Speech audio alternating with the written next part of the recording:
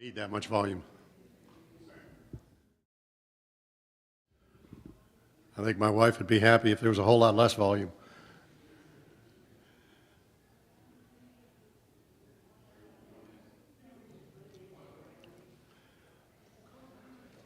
Y'all want to come in?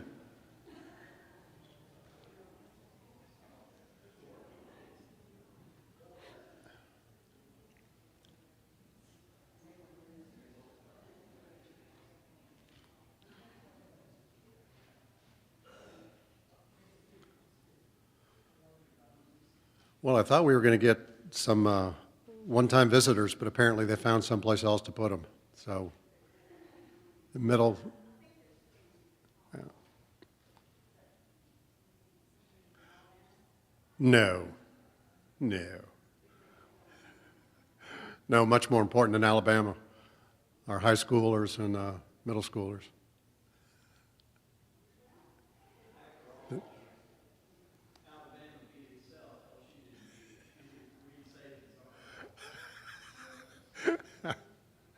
I guess it makes up for Texas, doesn't it? Who do we have on our prayer list?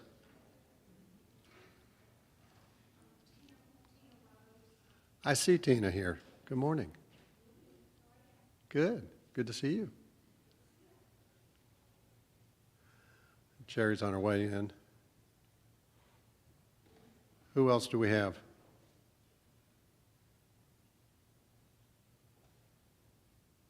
If you don't mind, though, Jerry, I have my oldest son's mother-in-law is in a hospital. They've run tests and that, and she has a high, what they call a high risk for stroke. So they're addressing it. She has some blockages in her brain and in one side of her body. Her name is Kay Peer.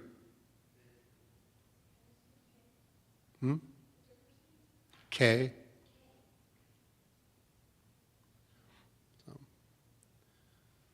Go ahead.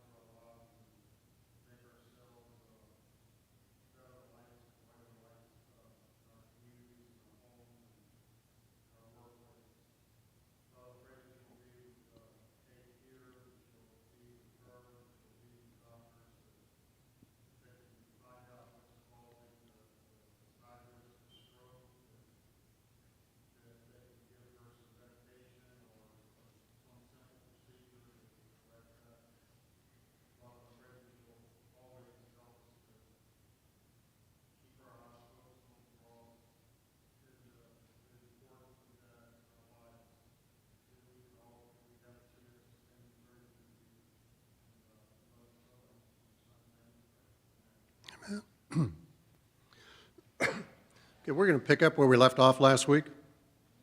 So we're in chapter 10, and we're going to pick up at verse 15, following the description and our discussion of the miracles that were in the first half of chapter 10.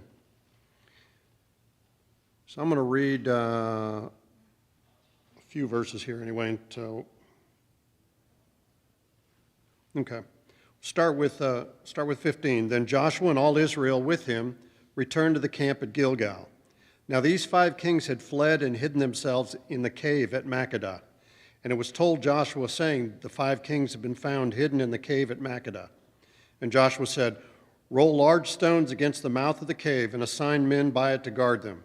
But do not stay there yourselves. Pursue your enemies and attack them in the rear. Do not allow them to enter their cities, for the Lord your God has delivered them into your hand. And it came about when Joshua and the sons of Israel had finished slaying them with a very great slaughter until they were destroyed, and the survivors who remained of them had entered the fortified cities, that all the people returned to the camp to Joshua at Makkedah in peace. No one uttered a word against any of the sons of Israel. I guess not. Then Joshua said, "Open the mouth of the cave and bring these 5 kings out to me from the cave." And they did so and brought these 5 kings out to him from the cave: the king of Jerusalem, the king of Hebron, the king of Jarmuth, the king of Lachish, and the king of Eglon. And it came about when they brought these kings out to Joshua that Joshua called for all the men of Israel and said to the chiefs of the men of war who had gone with him, "Come near, put your feet on the necks of these kings." So they came near and put their feet on their necks. Joshua then said to them, "Do not fear, be dismayed. Be strong and courageous, for thus the Lord will do to all your enemies with whom you fight." So afterward Joshua struck them and put them to death, and he hanged them on 5 trees, and they hung on the trees until evening. And it came about at sunset that Joshua commanded, and they took them down from the trees, threw them into the cave where they had hidden themselves, and put large stones over the mouth of the cave to this very day.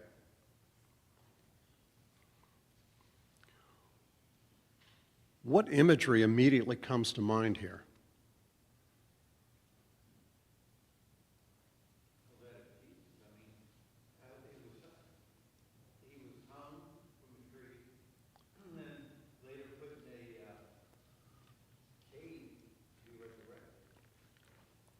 Yeah, where a giant stone was rolled in front of it, and guards were put in front of it.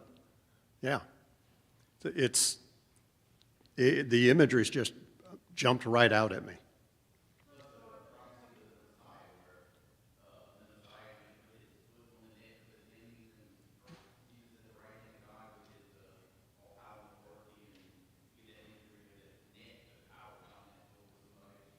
Actually, it was on the serpent, wasn't it? Yeah. We're in chapter 10. We're picking up from where we left off last week. Chapter 10, starting with verse 15.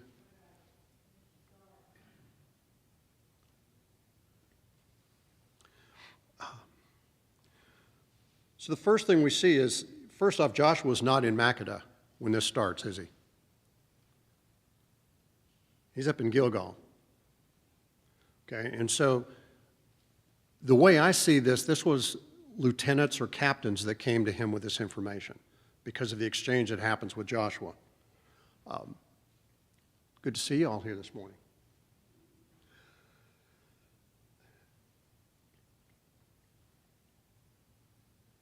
So the order that Joshua gives is actually twofold, isn't it? The first was to what? Roll stones in front of the cave and post guards. What's the second order that he gives them, though? Yeah. Don't you guard them. You assign somebody to guard them. That's why you can infer that this was lieutenants or captains or something that had come to Joshua, that this was not rank and file. Okay? He tells them, you keep doing what you're supposed to be doing. We'll get back to these guys later.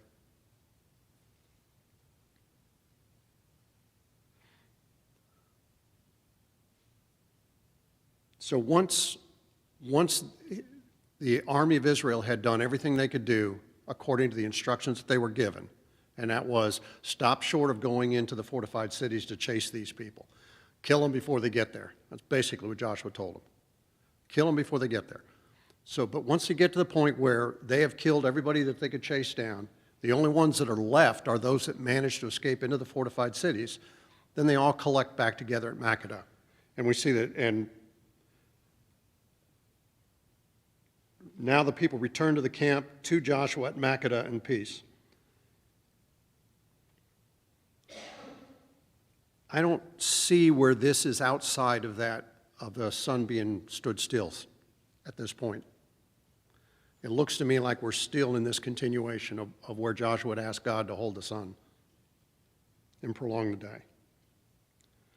Okay, so there's an interesting footnote here. No one uttered a word against any of the sons of Israel. Well, first off, I don't know who was left to utter a word. But second, you see, Bobby, who would these probably have been? Because it certainly wouldn't have been Israelites. Back to the aliens, yeah. Very well could have been Gibeonites here, since this was all part of that confrontation. At least they had enough wisdom at that point to keep their mouths shut. So, all right, then Joshua tells them to do what? Go get me my kings. All right. I want you to picture this now, okay? They're in Makkedah. The army of 30,000 roughly is there. Okay. Joshua tells them all to come as close as they can come, and he brings the heads of his war, the chiefs of war, up front. And he has these kings on display. And he tells the chiefs of war, go stand on their necks. What does this action imply? It does, but much more than that. Much, much more than that. Yeah. It's a humiliation. It's a statement that we own you, basically. They're standing on the necks, complete dominance. And that's the message that Joshua wants to send out here, isn't it? That the armies of Israel, with God on their side, they're going to have complete dominance. Now, after he's humiliated these kings, and just think in your mind how these kings had to have lived. Okay. Lots of wealth, lots of privilege. Laws didn't apply to them. They did whatever they wanted in their kingdoms. Okay. Now it's a whole different ballgame.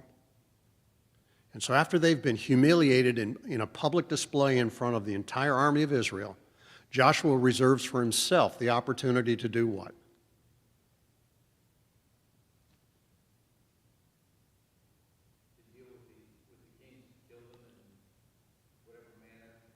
Joshua said, I'm going to do this. Again, there's much more than just simply putting an end to the lives of these kings here, isn't there? There's a very loud message that's being painted here. That Joshua himself will do this, that the commander of the armies is greater, the commander of the armies of God is greater than the kings of men. That's a loud message being sent here. Then what does he do with these kings?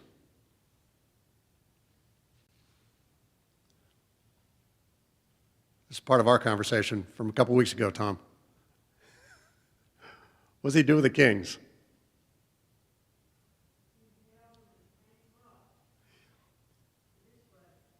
It says hangs. Okay, this time I did some...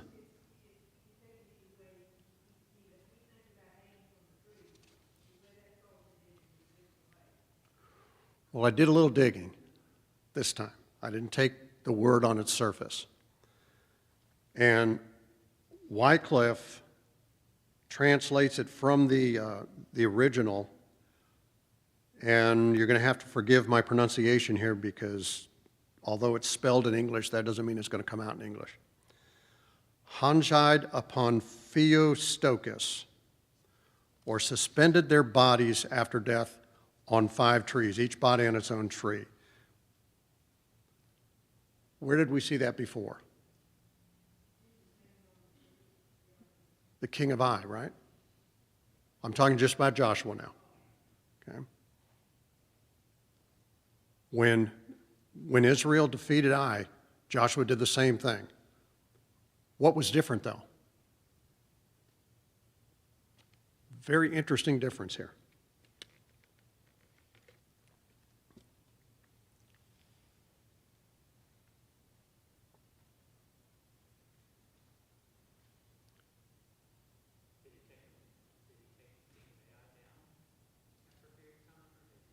He took these guys down too at the end, but yes. But if we go back and read, he didn't kill the king of Ai first, did he? Basically staked him alive. Here, Joshua killed him first. Okay. Now, we can discuss all kinds of reasons, but it could very well have been as a punishment for having killed 36 Israelis because the army of Israel didn't do what they were supposed to do anyway. But there could have been some symbolism along those lines as to why the order is reversed. So, the similarities were that it was done the same manner, though. And it does appear that they were staked instead of, but no, it was, and held up like a popsicle.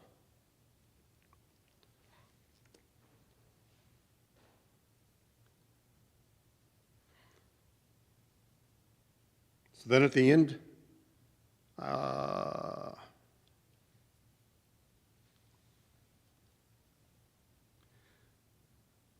until evening. Okay, so we see this day end finally. Let's do a quick recap, though. What happened in this day?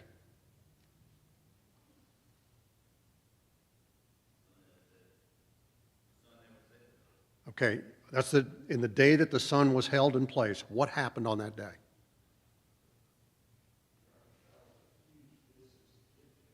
It's one.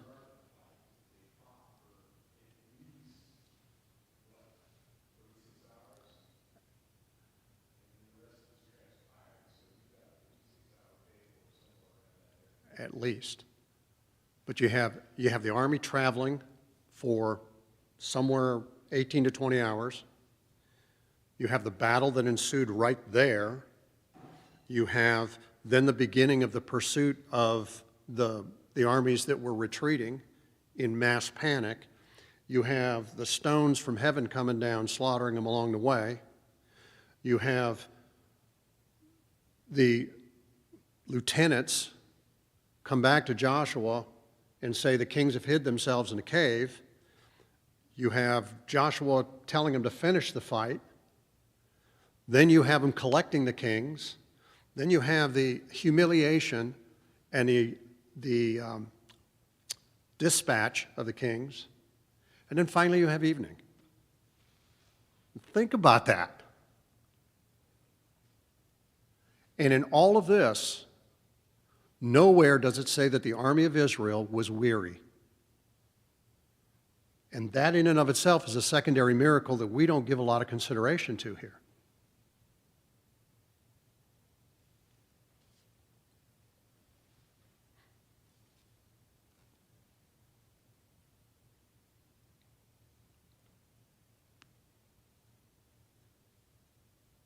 Okay.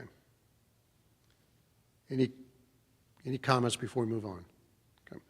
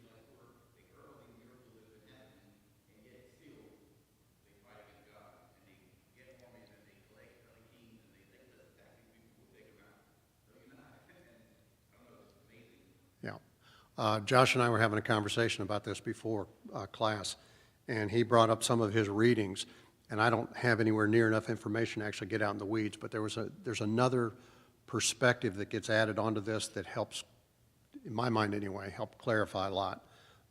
There's no way I have enough time to do the research for it to bring it into this class, but interesting, and it has to do with the Nephilim. So, but anyway.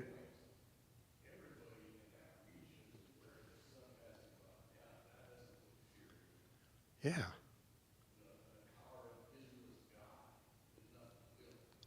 Yep.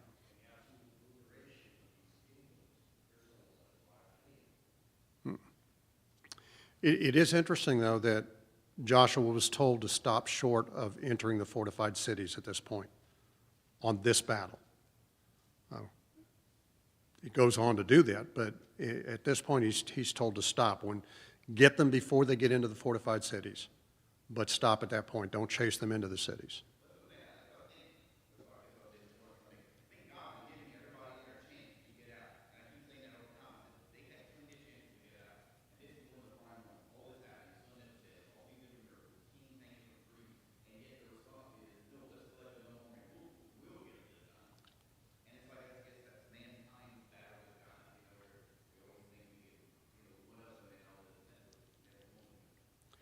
Yeah.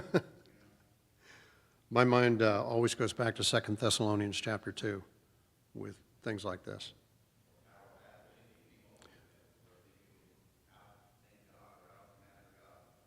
Yeah. Yep.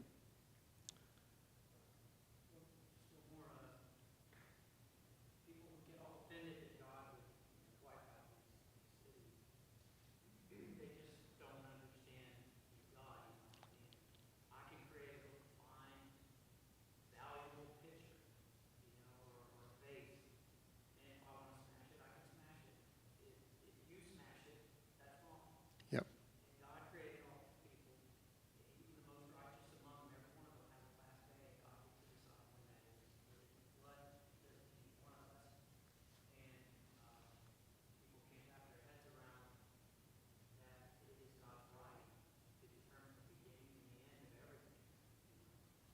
Yeah.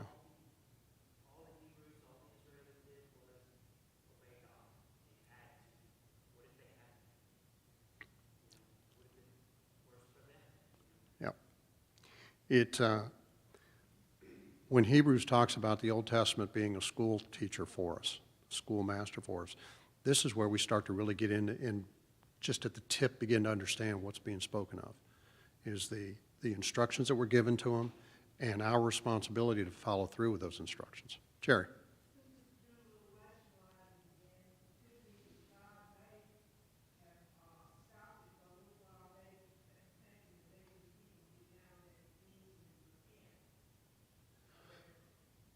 That's what Bobby was alluding to. Yeah, and it's certainly possible. Personally, given what's going on here, I think it's more just a question of expedience, that let's deal with this one step at a time. You've already gotten this 56-hour thereabouts a day. You've had all of these things go on. You've got the kings to deal with. The cities aren't going anywhere. They'll be there. In fact, that's what we see in the rest of this chapter.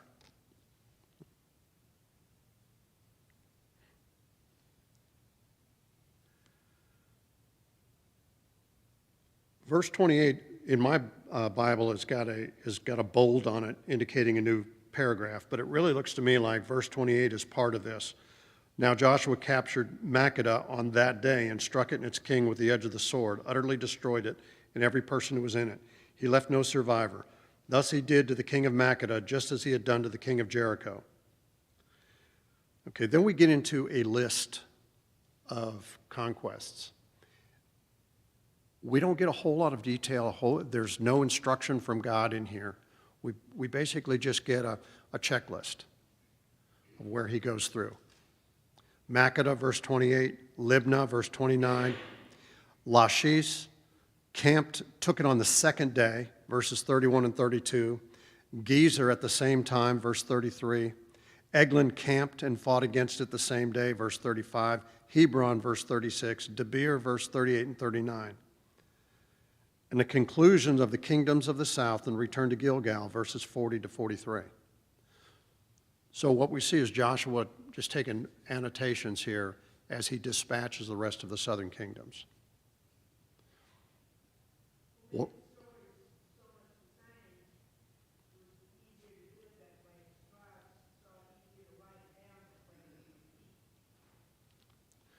we can certainly conclude that that it's unlikely that there were any special things that went on like we see here. Otherwise we'd have had some kind of details. We don't know in these cities if they were allowed to keep the spoils. We don't know if they were allowed to keep slaves. All we see is that all of these cities were taken care of.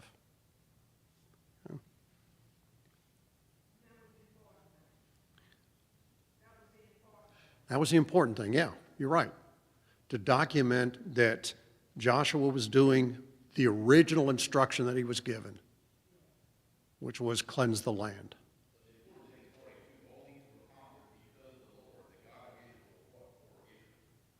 Absolutely.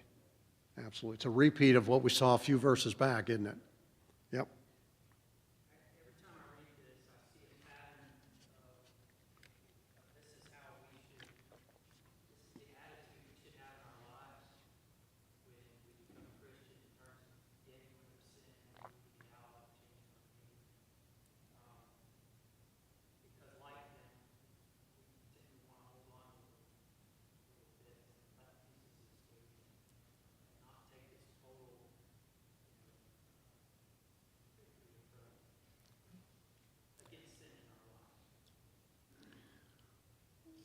There's a couple things that I find interesting from this.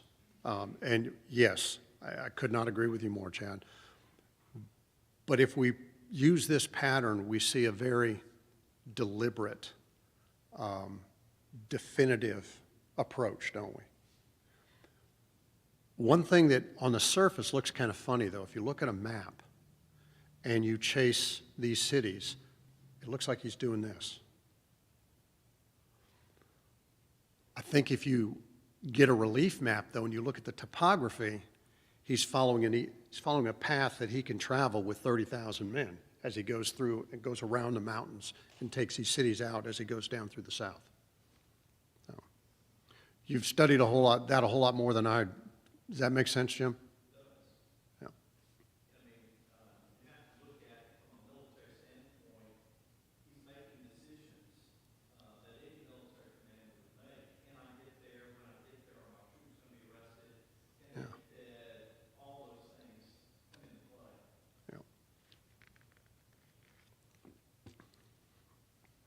And then when he's done, he goes back to Gilgal, which puts him back more towards the center of that whole Canaan land.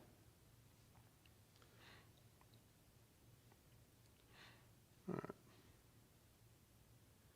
right. This is getting back to what you were making mention of, Bobby. We start with chapter 11. Yeah, okay. Then it came about when Jabin, king of Hazor, heard of it, that he sent to Joab, king of Madon, and to the king of Shimron, and to the king of Ashaph, and to the kings who were of the north in the hill country and in the Arabah, south of Chinneroth, and in the lowland and on the heights of Dor on the west, to the Canaanite on the east and on the west, and the Amorite and the Hittite and the Perizzite and the Jebusite in the hill country, and the Hivite in the foot of Hermon in the land of Mizpah. And they came out, and all their armies with them, as many people as the sand that is on the seashore, with very many horses and chariots. What's something we see different here right off the bat? We talked about it last week. Horses and chariots. So what does that tell us? The land's got to be fairly flat. Yeah. The topography is a lot flatter than the south. Yeah. Yeah. Look how Joshua describes it, though. As many people as the sand that is on the seashore. His 30,000 must have looked pretty diminutive at that point, huh? It's had to be hundreds of thousands versus the 30,000. Except for one thing. What's the kicker here? God's on the side of Israel. Now, what story can we conclude from here, though, or can we infer from here? Why would God allow all of these kings to amass all of these armies together at one time against one little group? Little being a... This is... To demonstrate that it's not Joshua and his little 30,000 army that is doing the job. Yeah. That those are just God's representatives. Yeah. God's power is what's doing all this. Yeah, and that's a lesson I don't think we should ever allow to get away from us. It's also a chance to do the job all at once, instead of having to go from city to city again. Just let all the cities come together and take care of them at once. Well, again, these are the armies now. These aren't the cities. These are the armies, yeah.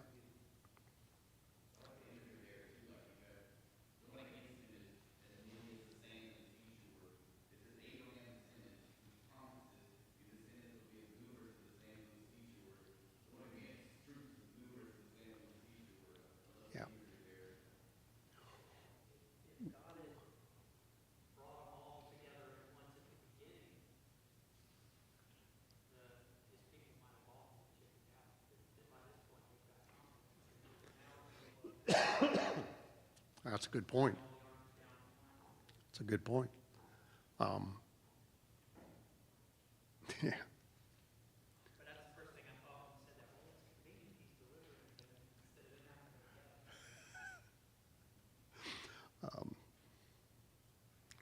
go. Oh, I had a thought, just leave. Actually, it's probably just hiding it up there in all that empty space.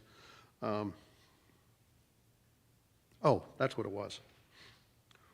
When we read through these first 4 verses, does something else stick out to you? Remember now, these are the northern kingdoms, not the southern kingdoms.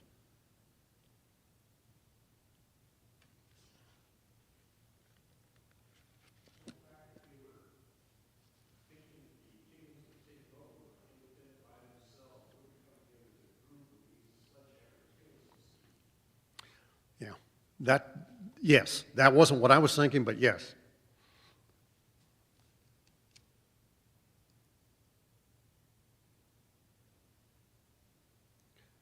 How many of these nations look familiar?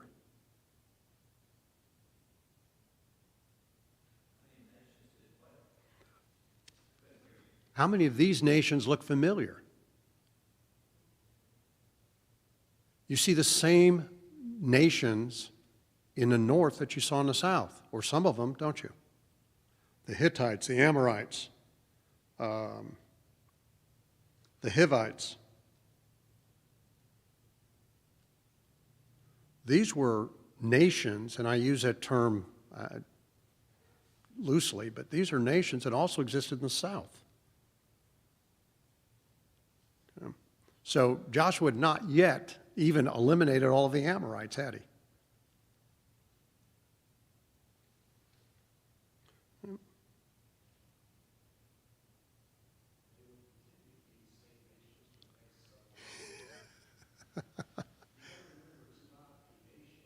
Right. Right.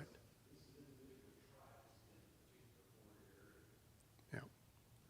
Yeah, and that's why I say I use the term nation kind of loosely, but yeah.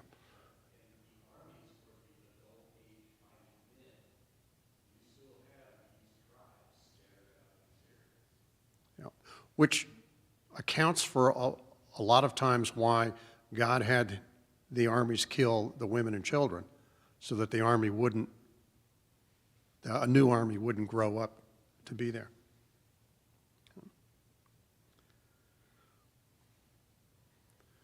In spite of all their victories, you got to be sitting there with the army of Israel, 30,000, and looking out into this Hollywood panoramic Ben-Hur picture with just multitudes from one end of the landscape to the other. And you got to be going, I hope he's got my back this time. So what does God tell him? Verse 6. The Lord said to Joshua, do not be afraid because of them, for tomorrow at this time I will deliver all of them slain before Israel. Now this is interesting. This gets a little graphic here. You shall hamstring their horses and burn their chariots with fire. I want you to hang on to that, because when we get to the end, we're going to talk about this hamstringing. This was not a pretty thing.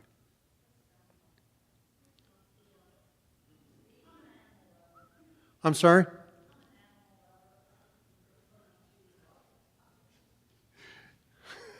Just turn your hearing aid off when we get to it.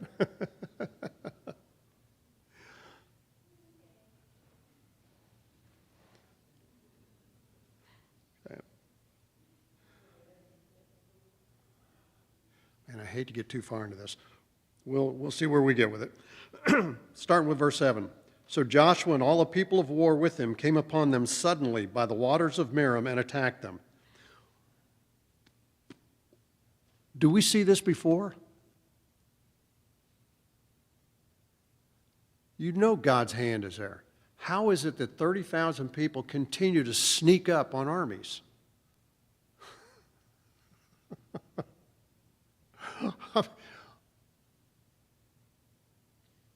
We wouldn't see that in today's warfare, would we? Okay. This is, if I'm not mistaken, this is the 3rd time we see this. And well, if the land, think about this now. If the land was open enough for horses and chariots, where did they hide? How did they come up on them suddenly? But certainly they would have guards posted because they've heard about all that's going on. They would have extra lookouts and guards, and knowing that the Israelites are coming in their direction at some time. They do not know the exact date, but Well, think about this, what we talked about a couple weeks ago. This army knew where the Israelites were. So they would have been focused and faced in the right directions, wouldn't they? Unlike where the Israelites snuck up behind them at Gibeon. This army, scattered from one to the end, would have been structurally set up for attack, for the classic attacks that they did in this time frame. There's only one explanation as to how 30,000 Israelites could sneak up on them. Yeah. God blinded, in some fashion or form, blinded these armies that enabled the Israelites to sneak up on them.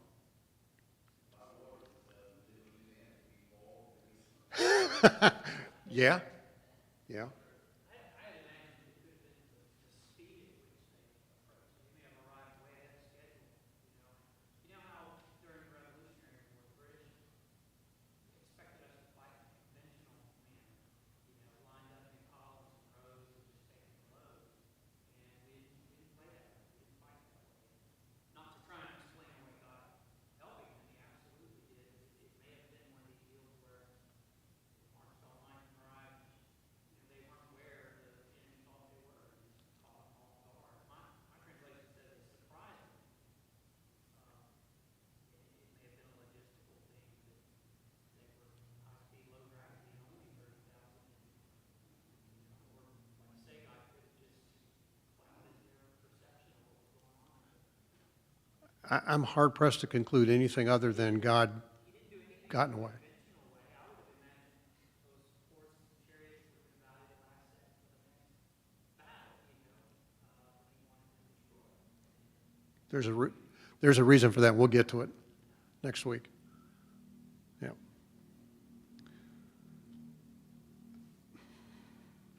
Have you been in the Northeast, Chad? Yeah.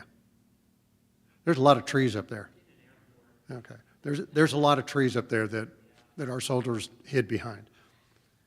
If you have it open enough for chariots and horses, there weren't trees there to hide behind, nothing of any significance, not enough to hide 30,000 people. Okay, and the noise that they would have made clinging their armor and their weaponry as they marched. So it's, again, we're not told how, but other than the fact that in verse 6, God told Joshua, I will deliver them to you. So I have to conclude that there was some kind of intercession that allowed 30,000 Israelite soldiers to get up on top of them. Now, once they're there, now you got panic. Because now you look around, you got somebody standing over your shoulder. Okay. That part is a lot easier to comprehend. Some of those weapons that need a certain amount of space to be able to use them. You know, the archers are only good if you know where your enemy is and where your troops are not. Yep. And just the confusion alone would be Yep. huge. And bigger numbers your enemy has, the greater the advantage confusion is for you to go against them. Yeah. They were just camped. If I'm not mistaken, the most common weapon was the short sword, and it probably was somewhere about this long. Does that sound about right, Jim? yeah, the Israelites were known for being slingers, left-handed slingers. And so this ward of Meron is about 10 miles north of the Sea of Galilee, and it's surrounded by mountains. And what's happened is the chariots are using the valley below the mountains. And the thought is, as a commander, that they would get on the sides of the mountains where the Israelites were dominant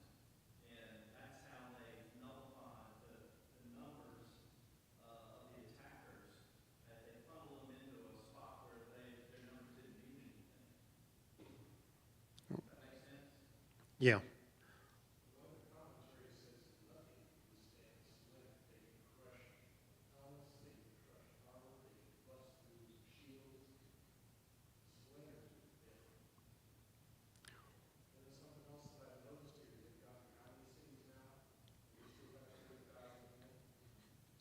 We don't see any information, yeah, we don't see any information of any losses from the Israelites.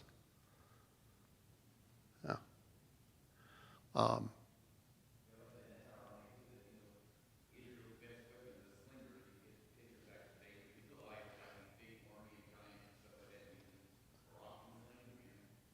It, I, I, I didn't see anything in my study that pointed that out, but I didn't go that deep into the weaponry of the Israelites. But it certainly provides a whole nother perspective as to why first thing David did was pick up some stones. This is way up north. It's close to, the modern day, area of Israel that, the tank battalions want to dominate because the hills, are so important in the area. And you want to be on hills, not in the valley. Yeah, you always want the high ground. Yeah, yeah. Even with bow and arrow, you still want the high ground. Yep, or slings.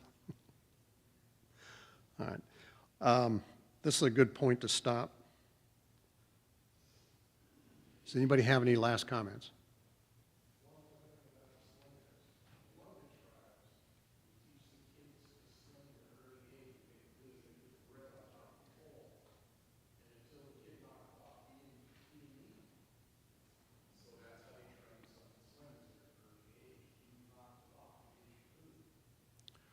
If I'm not mistaken, when David encountered Goliath, he wasn't much more than 15, 16, somewhere in that age group.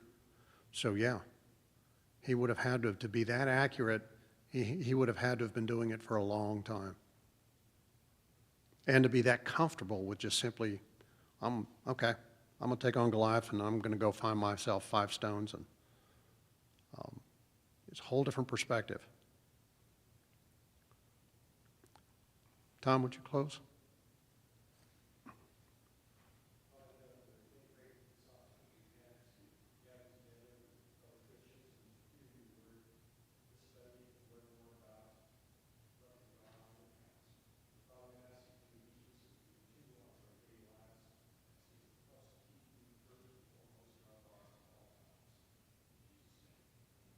Amen. Thank you.